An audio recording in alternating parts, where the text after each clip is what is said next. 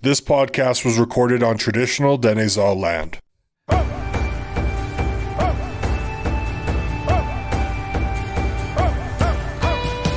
Hello, it's Trey. Welcome to Before the Peace. In this episode, I welcome back the Doig River First Nation Chief, Trevor Makadahay, 4 days after the band's evacuation order was rescinded due to a wildfire in the area. Many members spent a whole week in Fort St. John during this time while the First Nations departments worked to make sure people were informed of the situation and that everyone was taken care of. They also helped out with making sure properties, infrastructure, and more were protected. Industry partners also assisted at the nation or by providing equipment for the band to battle the blaze. We also talked about Doig Days and shovels hitting the ground on the urban reserve in Fort St. John, Naache Commons, and a proposed urban reserve for Dawson Creek. Before we get into this episode, if you have any guest or program ideas, make sure you reach out to beforethepeace@energeticcity.ca or beforethepeace@moosefm.ca. You can also hit us up on social media, at Instagram @beforethepeace and beforethepeace_ on X, formerly known as Twitter. Also, let's send a shout out to our sponsors. This podcast wouldn't be possible without the help of Troyer Ventures. Troyer has been serving our community and the energy industry with tank and vac trucks since 2000. They are built on the principles of hard work, service, and community, and they are proud to offer the financial support to make this program possible. Also, thank you to our newest sponsor, Fort St. John Co-op. Fort St. John Co-op is a locally owned cooperative in Fort St. John. The co-op's primary focus is providing premium lubricants and petroleum products to its member owners. It regularly donates to local charities and organizations. Okay, let's get into my interview with Chief Makadahay.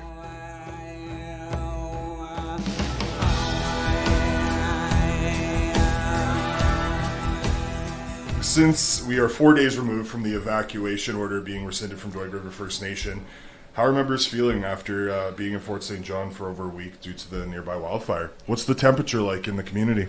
The temperature, it's actually really, really good. And we see a lot of smiles, and people are just happy to be home. And it's, their anxiety's gone. Mm-hmm. They're really happy to be home and see everything still standing, and there's just some smoke spots and some hot spots that were in the distance, probably about two kilometers away from the nation. So I think it's pretty positive. Everybody's just excited about, being home, and their pets were all in cages at the camp too. We were at the industrial camp on Braden Road. Oh, okay. A lot of our members were there, and the pets and everything went there as well with the evacuees. And so there was a lot of cats and dogs, and we had some crews looking after all those animals. People are just happy to be with their pets at home again. Yeah, no, definitely. It was definitely a stressful. I can't even imagine. I've never been in that situation, but I can't imagine the stress and anxiety of being forced out of your home, but at the same time, during that week, there was so much positive, right? Like I just saw the pictures, the talking to community members from evacuees from Fort Nelson with Doig as well. Just seeing pictures of the work that everyone was putting in and staying busy. What else needs to be done? I know that the Doig Emergency Operations Center said in an update that some fire protection equipment had been removed from the nation this week. You guys are now home. Is there any other work that needs to be done around the nation other than just the regular duties that you guys, had to put on pause during the evacuation? Actually, there is a lot of cleanup, and we had to reschedule quite a few different meetings and events that were happening due to the fire. But there was a lot of sprinklers, and in the subdivisions, there's sprinklers on all the houses and everything. Mm-hmm. I saw a couple pictures. Yeah, hooked of our fire hydrants and stuff. Those were all taken down, but we've left the perimeter. We have huge cannons, they're water cannons, and they were hooked up to 8-inch hoses, and we had about 40 of them out. Oh, wow. 40 to 50 of them, and they do a 300 I think it was 300 yards, 150 meters or something like that, in a big, huge circle each one does. So you need a lot of water to move, and setting all that up, we're just going through and making sure that we mark everything down, and because it was pretty fast when we set it up, and fraction was a huge help, and there was a lot of our business partners that came, and just general everybody in the community, and there was a lot of corporate support there that if we needed anything, they were there for us, and other communities as well, other nations, other mayors reaching out and saying if they could do anything. It was really, really good support. And so you said you guys had a lot of people come to the nation and help set things up as well? Fraction. There's quite a few people like Fraction, and we had a lot of Storm Irrigation was one that came out. K&B Construction out of Dawson, they're doing some stuff for us. They came out and set up their system, and just everyone from the rental places for the outhouses, for security. There's too many people but you know who you are if you're listening. Thank you very much from Doig and all of our members. Yeah, and I'll get into it a little bit more. I have some questions pertaining to it, but just, throughout the week again, it being so stressful, but you can say what you want. There's a lot of negative that goes up on social media on average, just, within the areas. But when an emergency happens, when people need help, the community's there. And you definitely saw that over the past week in Fort St. John, Dawson Creek helping out, all across the piece, including like Prince George. There's some evacuees went down there, which was absolutely awesome. So talking about the equipment that was there at Doig River, so is it all taken down now? All the in subdivisions that's been taken down, and then on the perimeter we're just working on that now, because that took a lot of machinery work and things like that, and then we have fire breaks now, so there's a big mess there, but we wanted to make sure that the houses were protected and the structures, so we had to blow basically a wide road, 3 cat blades wide, and then we have to clean all that up. And I'm assuming that comes from recommendations from the BC Wildfire Service. My only question that pops into my head with that is, this is just the beginning of the wildfire season. The wildfire right now near Doig is being held at 650 hectares. Is there any worry that this might have to happen again? Yeah, there definitely is that worry, because the temperatures are going to be hotter, and it's definitely still dry. Like, we've only had showers and not long periods of rain, so it's even that cold weather helps. But I do think that we're probably going to leave a lot of the perimeter in place. Okay, that's what I was wondering about. Keeping it. We'll leave that in place, and then we do have a C-ring that we've set up, and everybody in this country knows what a C-ring is. For fracking, it's a big storage tank, and we have that set up as well from Fraction. And yeah, it's probably going to have to stay in place until we see some wet weather coming for long periods of time. Yeah, most definitely. I can only imagine, and that's why I was definitely curious about it with the work that's going in to remove some of the equipment. You talked about all the help that's been offered, that's you've been had for the support for all the evacuees. Again, Fort Nelson and Doig River when they were in Fort St. John.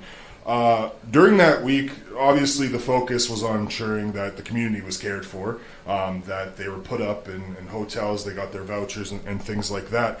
How did the First Nation accomplish that? Like, what was the work that went in, when you guys were evacuating to that whole week? I know that's kind of a big question. There's going to be a big answer there because of a lot of work that went in. But yeah, how did you guys accomplish that, not only from council, the departments, but the EOC and the ESS teams? Kind of take me through how you guys set yourselves up here in Fort St. John. Well, how you guys set up getting everyone here to Fort St. John, then setting up here. What work went into that for you guys? Actually, we have a great EOC team, and they got set up at Pomeroy. Right, it's kind of ironic. It's right beside Fort Nelson's EOC. That was in one of their boardrooms as well. And they got set up, and then the ESS team, part of our few of our members were actually helping already with the Fort Nelson evacuees, and so they just carried on when it happened to Doig, and we're very fortunate that we have a good team, and our staff members and everybody were involved. So I actually got to go back to the community and work with the crews on where to put the fire breaks and things like that, because I've been in construction for a long time myself, and so I helped organize the heavy equipment coming in, and just where those fire breaks needed to go. I knew where the water lines were. I knew where you should call before you dig, but you don't have any time when the fire's right there. Yeah.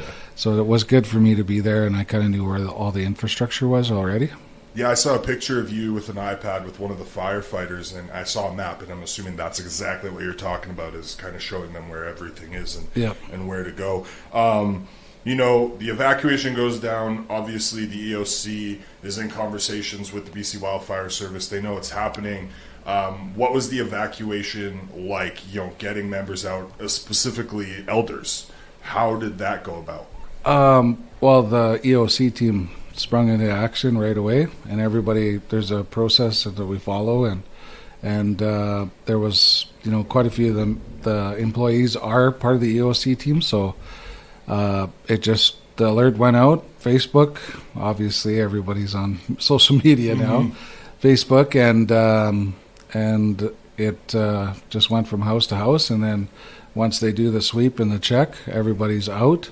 And the elderly and the disabled that needed help they got assigned somebody to take them out, and then they checked in after. So there's some pretty good processes in place, and it was actually a lot smoother because of what happened last year.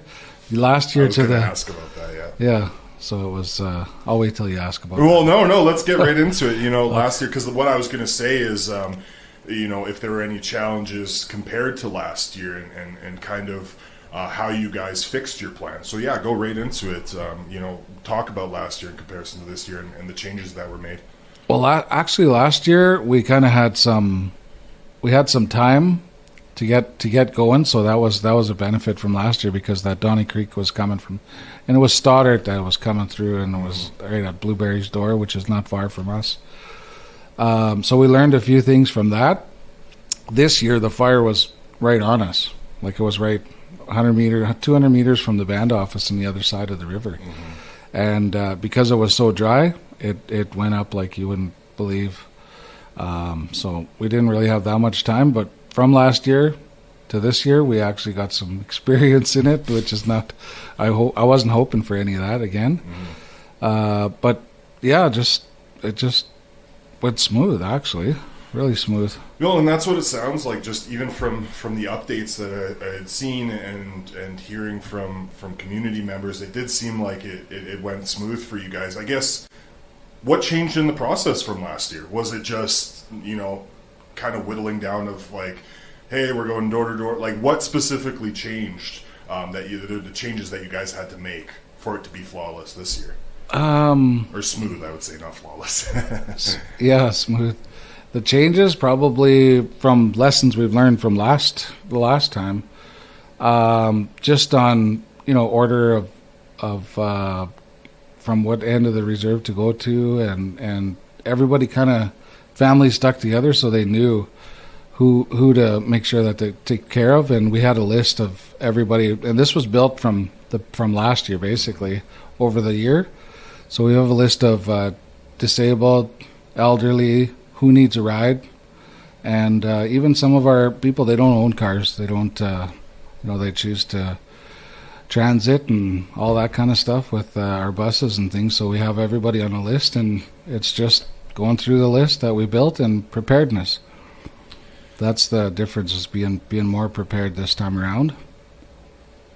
And I mentioned it earlier, talking about, obviously, there's a lot of hard work that went in it with the departments, the teams, the EOC. They were at the Pomeroy pretty much all day during the 8 hours a day, I'm assuming, during the week, correct?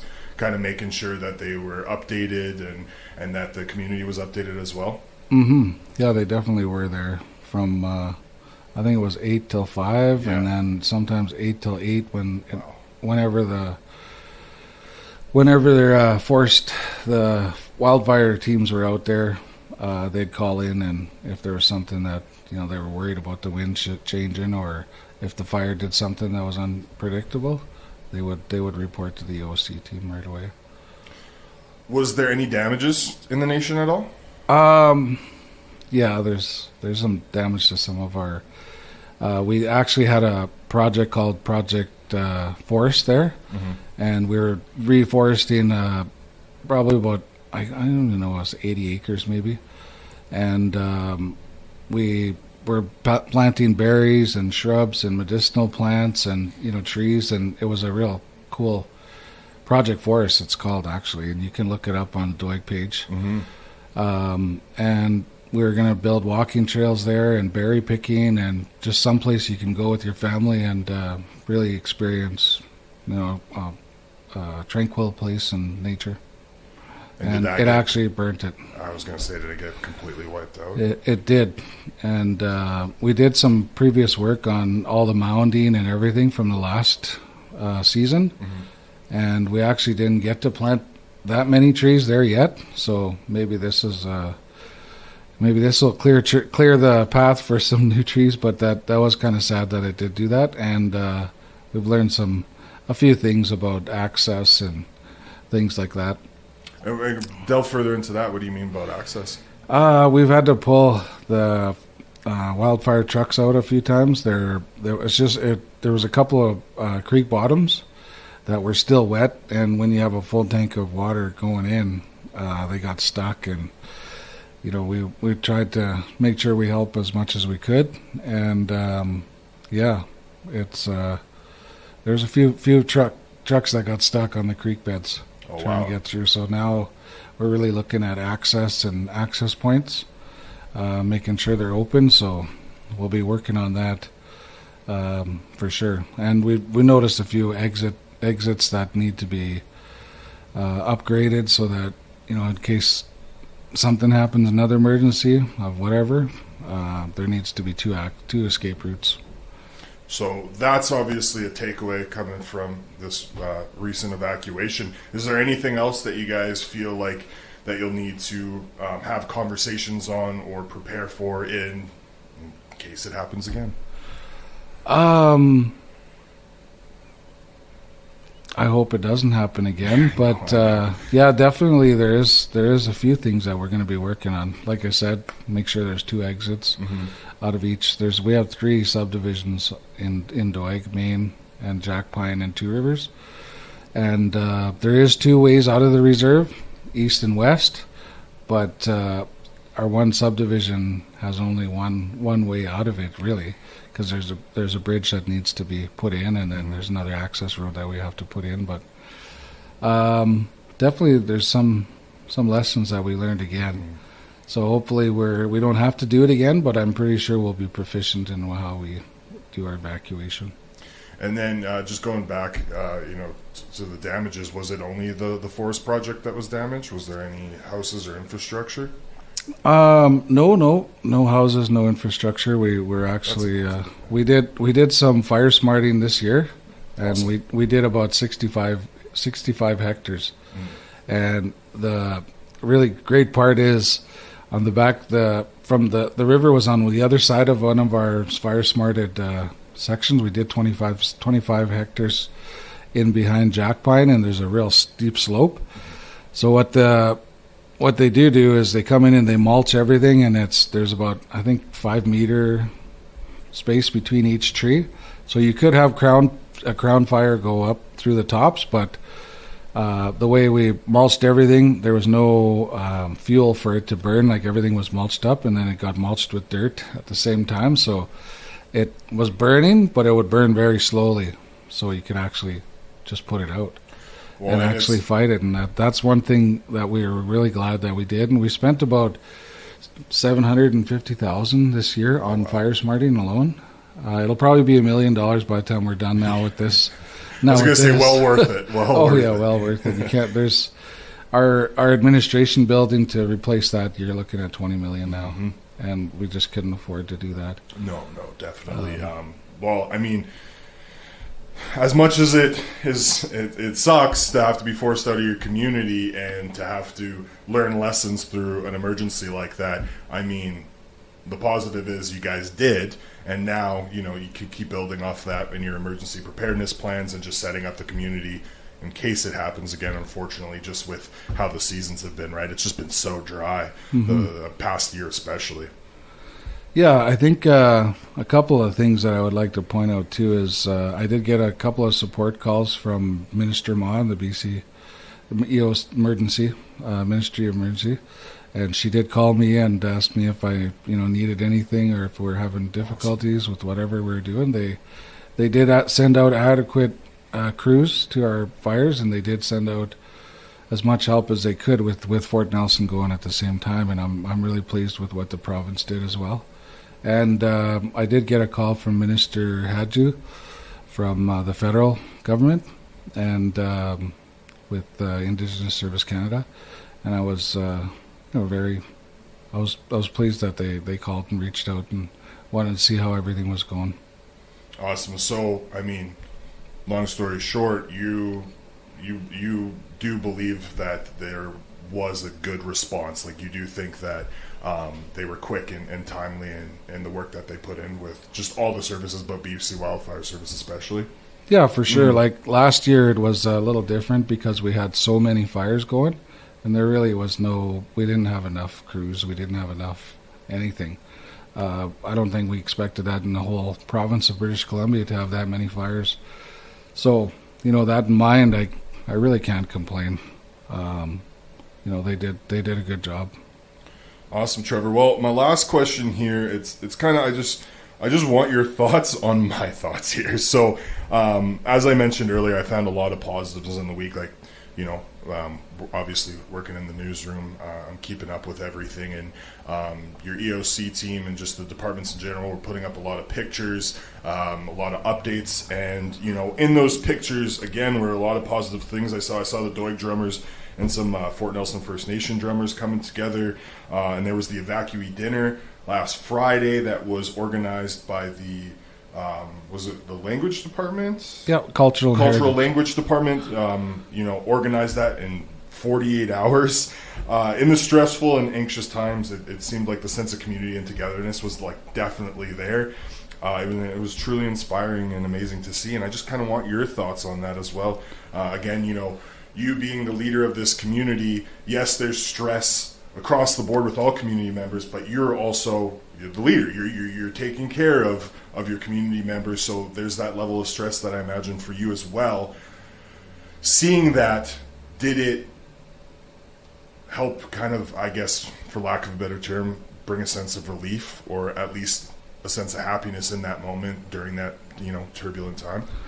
I think the biggest thing is the members reaching out to me, and even from other nations that were here, saying how they were thankful that we were given the services that we were putting out, and how organized things were, and I think we just pulled together as a community, and we all did that. So being the leader is a really nice thing for Doig, and I really do appreciate all the thank yous I do get. But at the end of the day, we all did it together as a community, and I feel supported. My community always looks out for me too. So that's just so awesome to hear that everyone came together, and just hearing it across the board. Again, it must feel great for you. Oh, it was good. It was really good, and the team just shined, and definitely a few updates that we needed a little quicker. So we'll definitely be working on updating our members a little more at certain times, because you could tell by the anxiety of what's going on. We need this, we need that. It's and it's on our members only page, so yeah, we could tell where the problems were and the hiccups, and we'll definitely be working on those. Well, the plan's always going to evolve in an emergency situation because you never know. Like last year, you're saying Stoddart was, you had some time. But this year, you're with this fire, you didn't, right? And it's just, seeing the change that you guys were prepared, even though the situation was, I would say, worse just because of the winds and how close it was to the community. But it worked out, and again, not any big negatives in the community in terms of like damages and infrastructure and things like that, right?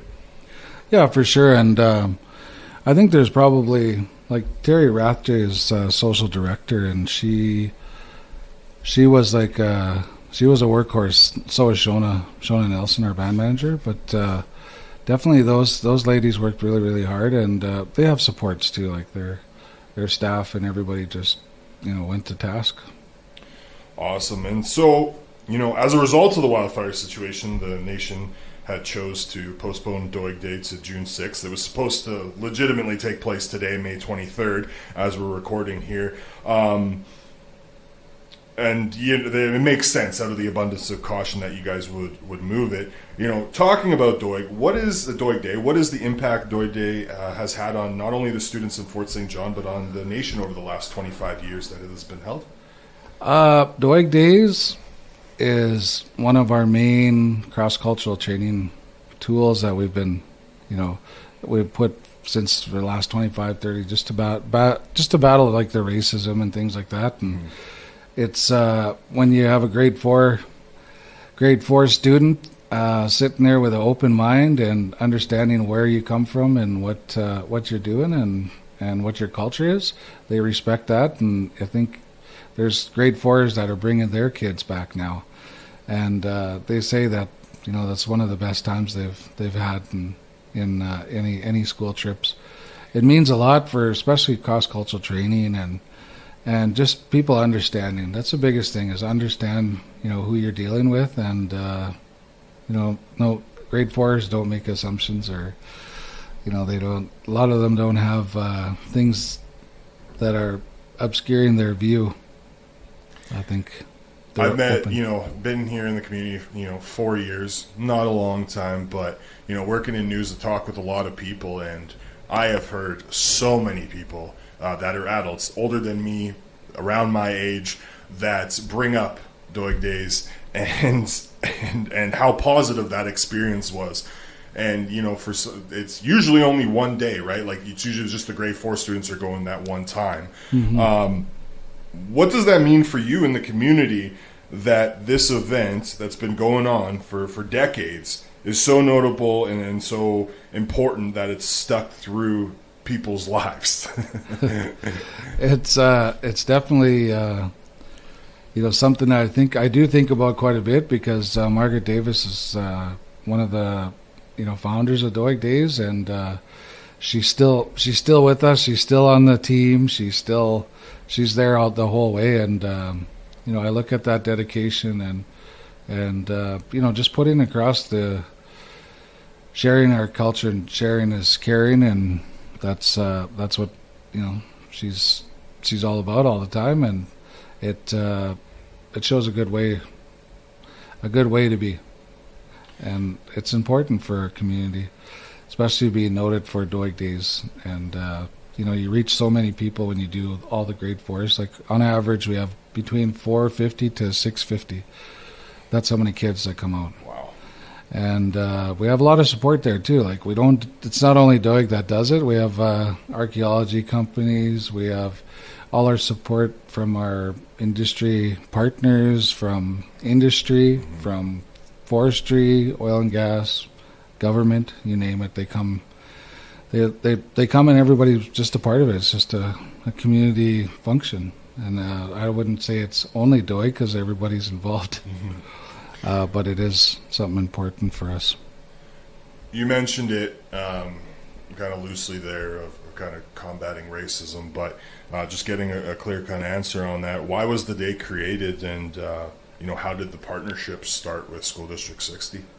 I think the day was created exactly for combating racism, and we wanted to get it into the school system so that they could experience it and see where where we're coming from and experience our culture. And I think a lot of racism is from ignorance and not knowing, and that's just the way it is. So if you experience it and you know where the people are coming from and you respect them for the way they are, they're unique.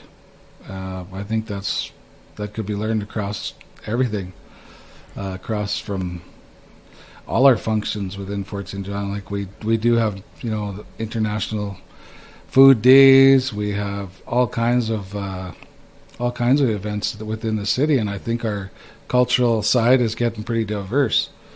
We have many different ethnic groups here, and I think it's really good.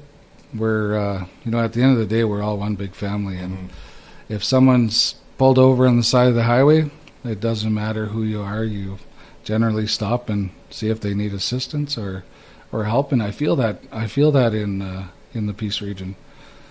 People will stop and help you, and that's important. That's why I live here.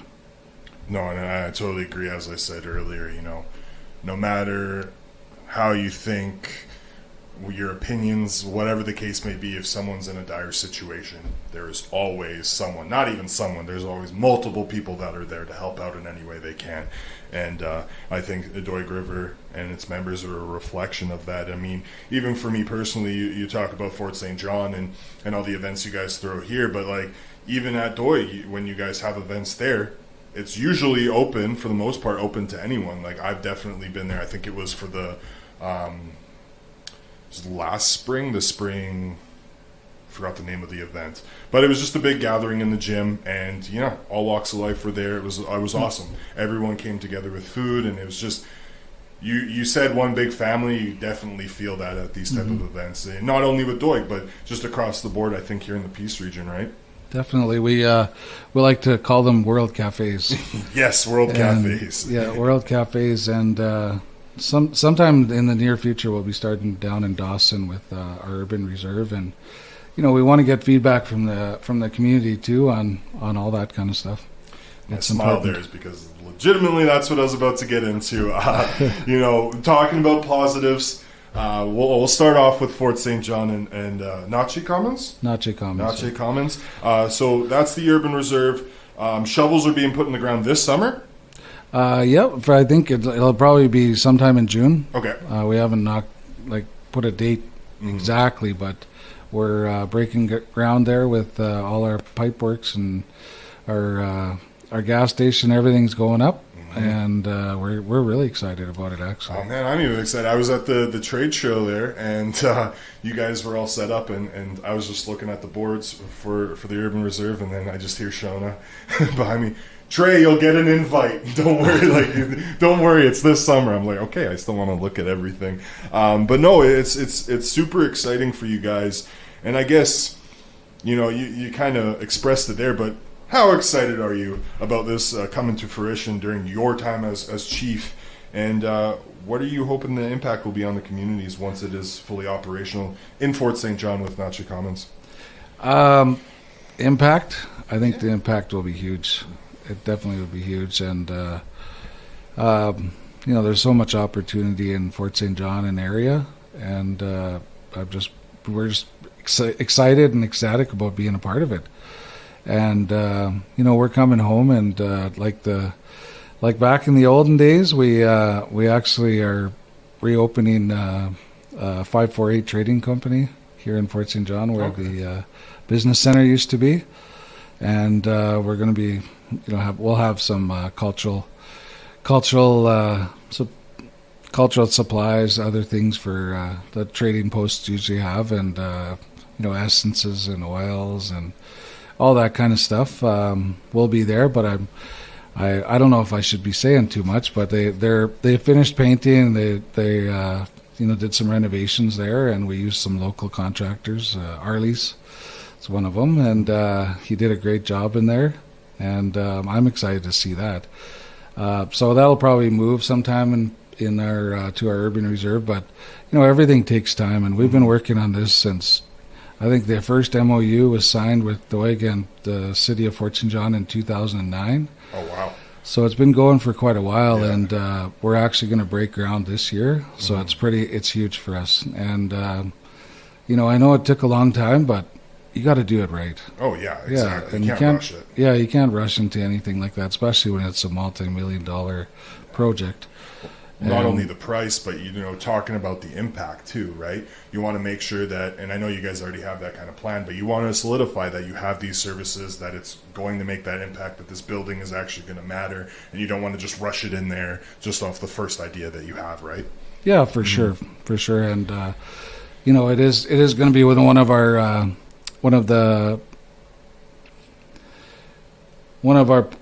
the gas station will be a Shell gas station, and it's one of the proponents that we do have a really good relationship with already. So it's the relationship's there, and we want to keep it local too. So we're definitely put tenders out to a few local companies here in Fort St. John, and it's really exciting. It's tough to get something done quick though. The permitting processes and a lot of that stuff. Like we do have our own land shop now, and we're a land code community, and a lot of our land codes are going to be reflecting the cities. So just can't put an industrial building in the middle of a residential area. Yeah, so exactly. You got to be good neighbors, and that's the big thing. So as we wind down here, I got a couple questions left. You just mentioned Dawson Creek and wanting to build an urban reserve there. So you and Shona, as you mentioned, the Doig band manager, met with council in March, the Dawson Creek Council, and you said there's a lot of history with your people in Dawson. Can you expand on that history? Yeah, actually, right from the beginning of time, everybody kind of knows that they thought Rolla would have been the Dawson, and that was going to be the end of the rail at Rolla, and but it changed to Dawson. But our people have, we've been traveling with like seasonal rounds. So in certain areas, you go in seasons, and that was one of the areas that we would probably do through the summer. We would stay in that 3 to 4 months, and then it had enough to sustain our people, the resources in the area, like everything from our food to our, just what we needed for medicinal plants and other things. And then we'd move to the next area, like Dunvegan would be another one, and Clear Hills, Alberta was another one. And, way up to an old trading post that used to be Chinchaga Lakes up there. And in all these different areas, it's when you look at the map and you see from the past where trading posts were or a post was, that's generally close to where one of the seasonal rounds were. And Puskupi is another one that, the part of Dawson, of course, in that area we were. And Swan Lake, there's a lot of different stories about those.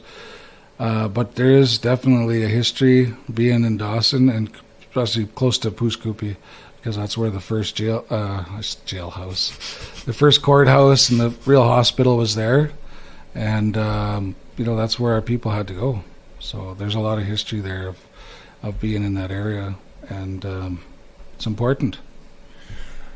And I've definitely had these conversations, but I'm assuming, with School District 59 in Dawson Creek, they're taught the history as well in schools, and there's probably a lot of residents that know about the history, just like here in Fort St. John with the school district. And the reason why I'm bringing that up is talking about the impact with the urban reserve. I'm wondering, when you bring up the history, are you hoping that the urban reserves has that impact as well? Like, I'm assuming you're hoping for it here in Fort St. John, when people go to Naache Commons, or when they go to the urban reserve in Dawson Creek, they ask questions and kind of has that educational piece on top of supporting members as well, right? Yeah, definitely. There's going to be some history boards, and there'll be some pictures. There's a lot of rich history here in the Peace region, and we've got so many different stories, and some of the elders tell about Saddle Hills just across from Baytree there. Our people have been at Blueberry Mountain, just on that Weissbeard River there. So there's many different stories and oral history passed on generation after generation. And, we'll have those storyboards, we'll have those pictures. You go even to Dunvegan. You go to their history, their museum there. Our people, you'll recognize the last names, and you'll see pictures of dog sled teams and our people coming to trade. So it's, you know, the history's there. If you want to know about it, it's going to be definitely visible, and there'll be some educational information. My last question for you, Trevor, is kind of a two-parter here. I mean, what is your hope with the urban reserve in Dawson Creek, and will it differ from Fort St. John? And also, you know, what is going to be the not only social but economical benefits of having these urban reserves in both of these cities? We'll start with Dawson. I think Dawson, we're definitely going to be doing a best use study like we did in Fort St. John here, and there's many different economic gains that'll the First Nation we'll be able to have, you know, office space, and definitely the sale of gas, and you know, there'll be some tax-free opportunities for us to generate some real revenue, and I think, you know, it's important to showcase your culture within, and a lot of people are interested in the culture too. So they're always looking for moccasins. They're always looking for, you know, beads and trinkets. The real beads and trinkets. So we'll definitely have a lot of that bushcraft and all that available, and medicinal plants and all that kind of stuff, and how to you know, prepare that and process it, and where to get it from, and there'll be that information passed on. It's important. And you said the best use study that happened in Fort St. John, so you really don't know what's going to go into the urban reserve yet until that study is complete, right? Yeah, and it'll be done. Like, we've had a few World Cafes here and quite a few meetings with the local chamber, and we'll be doing that down in Dawson too with the business community, and like, the last thing is we don't want to saturate any of the markets, but we do want to bring back tourism. Tourism's a big thing, and you know, hopefully the gas price goes down one day so we can have tourism again, and everybody going back to Alaska, and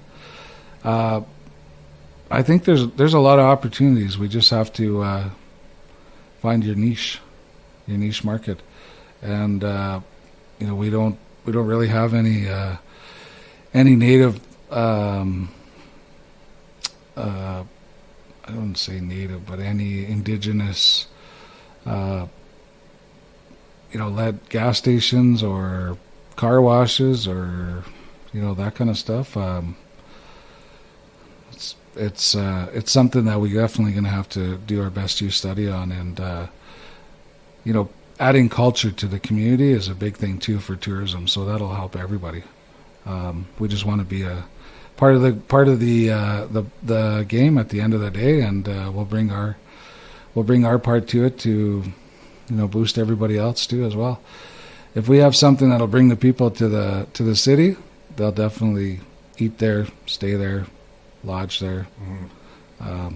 Yeah, so everybody will benefit, not only us. Awesome. Well, thank you so much for joining me today, Trevor. I definitely appreciate it, especially, you know, so quick after the evacuation order was rescinded. And yeah, no, it's always lovely talking to you. The last time we did the podcast was in 2022, so it was nice to get an update from you. I had like 3 pages of questions, couldn't go through all of them, but again, it was lovely chatting with you. You bet. Thank you. Thank you, Trevor.